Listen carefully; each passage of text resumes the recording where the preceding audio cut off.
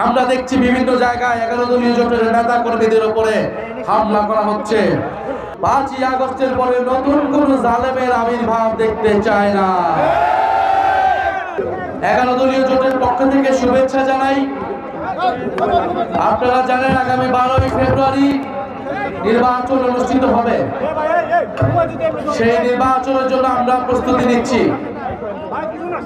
যেহেতু 11টি দল ঐক্যবদ্ধ হয়েছে, আজকে আমরা একটা ঐক্যবদ্ধ বাংলাদেশ দেখতে পাচ্ছি, যেখানে বাংলাদেশের ইসলাম প্রেমিক শক্তি, দেশপ্রেমিক শক্তি, তারুণ্যের শক্তি,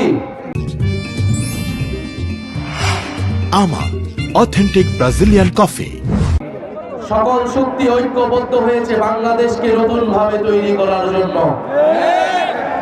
একটি দুর্নীতিমুক্ত, বৈষম্যমুক্ত, ইনসাফ ভিত্তিক বাংলাদেশ প্রতিষ্ঠার জন্য। যেই বাংলাদেশের জন্য আমাদের জুলাই গণঅভ্যুত্থানে হাজারো ভাইয়েরা শহীদ হয়েছেন, আমাদের ভাই শরীফ ওসমান হাদি শাহাদাত বরণ করেছিলেন। আমরা সেই ইনসাফের, ন্যায় বিচারের বাংলাদেশ প্রতিষ্ঠার জন্যই এবারে নির্বাচনে অংশগ্রহণ করছি। আমরা অনেকগুলো দল, অনেকগুলো মত আজকে ঐক্যবদ্ধ হয়েছে, একটা প্ল্যাটফর্মে এসেছি। এই নির্বাচনের 300টি আসনই কিন্তু বন্ধুরা আমাদের জন্য গুরুত্বপূর্ণ, কারণ এবারের নির্বাচন 11 দলের নির্বাচন, সরকার গঠনের নির্বাচন। ফলে সরকার গঠনের জন্য 300টি আসনে আমাদেরকে সমানভাবে গুরুত্ব দিতে হবে। এবং এই ঢাকা 19 অত্যন্ত গুরুত্বপূর্ণ আসন। আমরা এই ঢাকা 19 দেখি না এটা শাপলা কলিরা দাঁড়িপাল্লার, আমরা দেখি এটা হচ্ছে 11 দলের আসন। এবং আপনারা জানেন এই সাভার আশুলিয়ায় জুলাই গণঅভ্যুত্থানের সময় এই অত্র এলাকার মানুষের, এই জাহাঙ্গীরনগর বিশ্ববিদ্যালয় এবং আশেপাশের শিক্ষা প্রতিষ্ঠানের ছাত্রছাত্রী ভাই বোনদের কি ঐতিহাসিক ভূমিকা ছিল।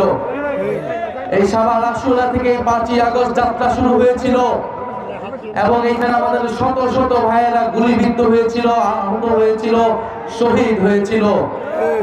আমরা জুলাই গণঅভ্যুত্থানের অন্যতম হটস্পট এই সাভার ইনশাআল্লাহ 11 দলের পক্ষে থাকবে। এই সাভারের লাইন বাংলাদেশের মানুষ 5ই আগস্টের পরে নতুন কোন জালেমের আবির্ভাব দেখতে চায় না।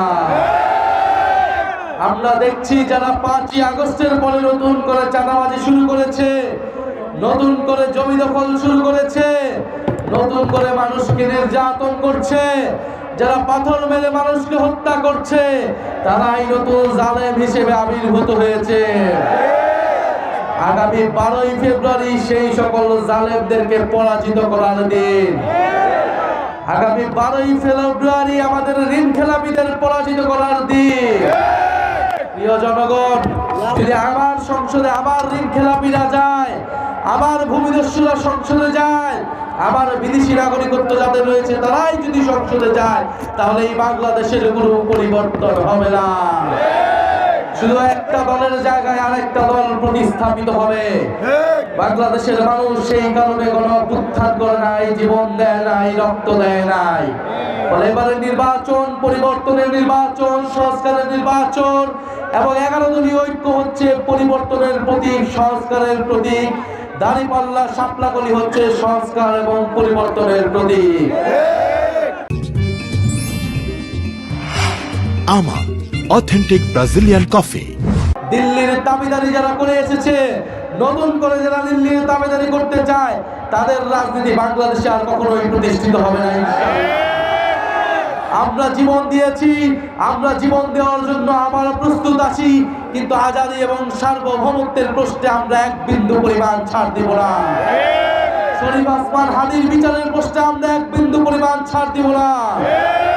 আমরা গতকাল রাতে দেখেছি যে যমুনার সামনে শরীফ ওসমান হাদি ভাইয়ের পরিবার অবস্থান নিয়েছিলেন বিচারের জন্য।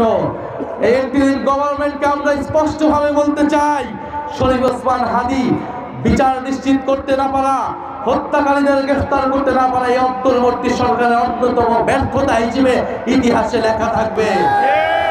এখনো সময় আছে শরীফ ওসমান হাদির পরিবারের সাথে যাতে কোনো ধরনের অসম্মান করা না হয় এবং অতি সত্বর এই বিচারের জন্য কার্যকর উদ্যোগ গ্রহণ করতে হবে ইন্টারিম গভর্নমেন্টকে।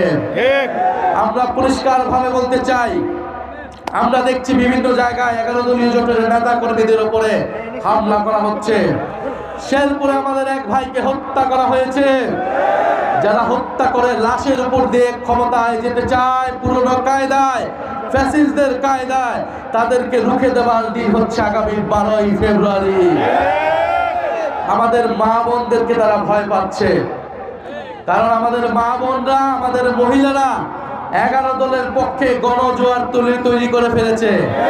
আমাদের ভাইদেরকে অত কাজ করতে হয় না, আমাদের মা বোনরাই ঘরে ঘরে গিয়ে 11 দলের পক্ষে গণজোয়ার সৃষ্টি করেছে।